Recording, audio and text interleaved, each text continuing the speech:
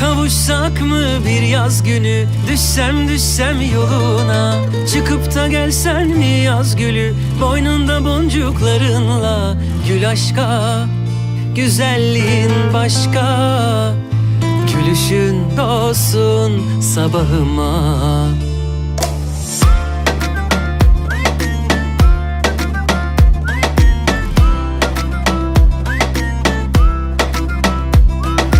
Bir şarkıyla, umut bir sözünle hayat tazeleniyorsa, durmayan, koşan, aşka engel koymayan kazanıyorsa, senin yerin benim yanımsa, ilk adımı kim atıyorsa atsın, bir zahmet aşsın duvarları.